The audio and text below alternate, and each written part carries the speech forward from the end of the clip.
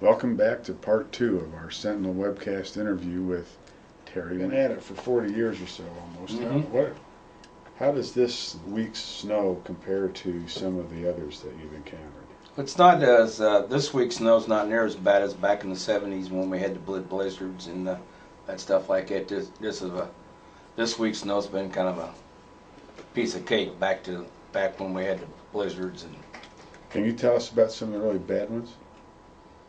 well, I remember when we didn't have the loader, the equipment we got now, that we had to borrow loaders from back then it was McMahon O'Connor Construction Company, no cabs. You know, you had to get out and brave the elements with the no cabs and no heaters, and you know, and we didn't have the equipment that we had. When we first started up there, we started behind the fire station, in the 3 bays behind the fire station. Right. That wall was in there. That was the street department. And then we had the old barn where they kept the horses back when they had the horse-drawn fire department. That was our storage area.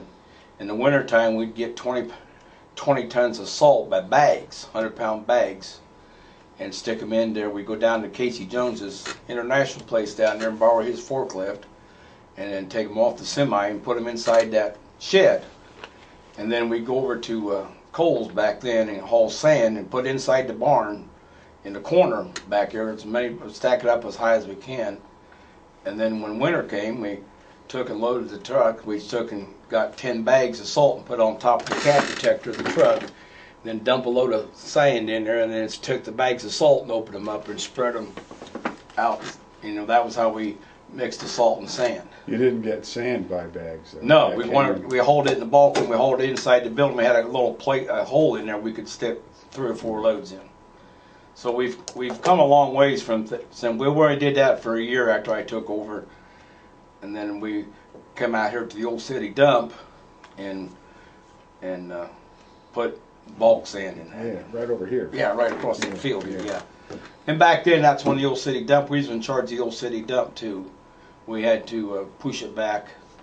Old Ernie Cochran ran the city dump, and then the street department. We'd have to take our D6 dozer back then and push all the junk, the garbage and all back into the hole and stuff.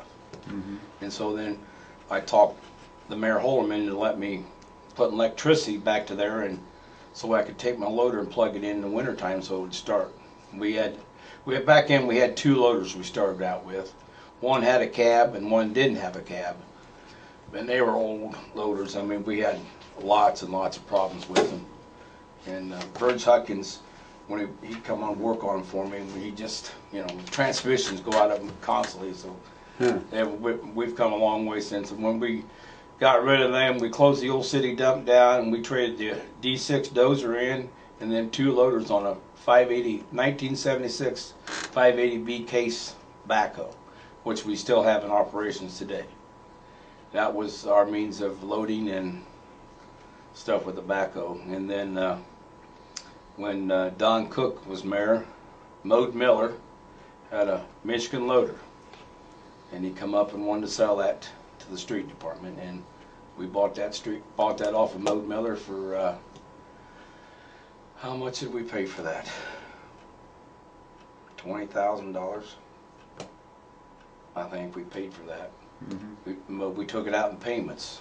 Mode let us take it out in payments, and we ran that for a good number of years, and then we got another one, and then just last summer we bought a new case loader, brand spanking new. The first time we ever had a brand spanking new case loader, a loader.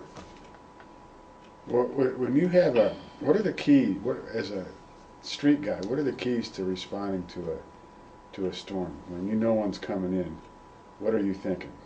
You got to start thinking about it. Like today, I got the boys getting their trucks prepared. If we need new underbody blades on, get the blades changed out, and get the trucks loaded up, make sure that they're all full of fuel and ready to go. And then once we get started, I like to start plowing after we get about 2.5 to 3 inches of snow, and start trying to keep it off that way. Unless it comes down real fast, I can move with my underbodies. I can move about an 8 or 9 inch snow with the underbodies. How many underbodies do you have? We have, well, this year we got 5 at our disposal. this year. We got 4 big trucks, and then we've got new trucks this last 3 or 4 years, and the sewage department took over one of our old dump trucks for their use around the plant and stuff, and so the underbody's still on that, so I have the capability of having that truck out if I need it. What's the longest you've been behind the wheel of a snowplow without stopping? I can't remember it was during one of them big snows where maybe I worked 12, 13 hours behind when we had, just trying to keep the streets open. Once you get done plowing, just turn around and go back and do it again. I think it was 12 or 14 hours at one stretch there. Sort of like being in the Army, huh? Yeah, we just... Well, how many guys do you have now? I got 6 now. So you can put I five can blades put 5, on the road. If I need to this time, I can put 5 blades out, yes. Do you have guidelines for how long they can work?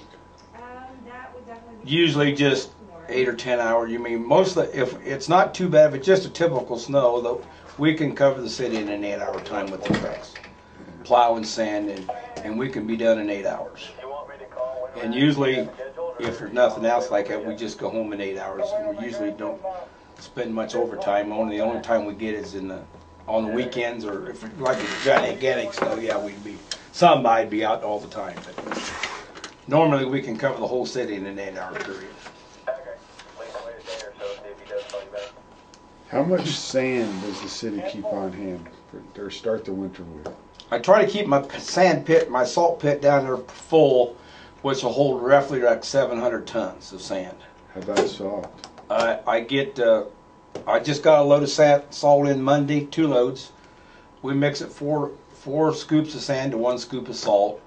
So I just spent $3,000 Monday for salt, and then sand will be a little more than that. So we get about 300 tons to 2 loads of salt.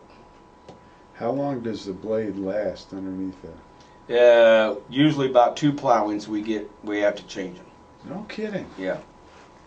They're a special made blade for their extra thickness and the extra hardness. We can get 2 plowings out of it. So basically 16 hours. Mm-hmm. Huh. If you stay right at it, we can. Of course, it all depends on how heavy you push the down pressure on. You can raise the front tires off the ground with it. Just you can't change the tire, but you can pick it off the ground a little bit if you have to. What's the favorite part? Oh, what are the 3 most important traits of a snowplow operator? Know where you're at all times. You got to know where your plow is at all times, because it does stick out a little bit, so you got to be careful getting close to a car. And you just got to basically be able to stand the whiteness, because all you're going to see is white all day long and stuff. And just got to be a good driver. I mean, you got to watch out for the other person, because he may not stop for you, and you got trying to move snow, and you just got to be on your toes at all the time, because you got to watch everybody and everything. The little kids get out there and think that's neat, and then the next thing you know, where'd that kid go? Mm-hmm. And you got to know where your front bumper's at all times. That's what we try to put flags up on the front bumper, so the guy knows where his front end, because we have a front mounted snow plow on the front of them that stick out another 3 or 4 feet. So you got to be careful when you get up close to a car, because you could bump the car if you can't see it. So you got to be alert.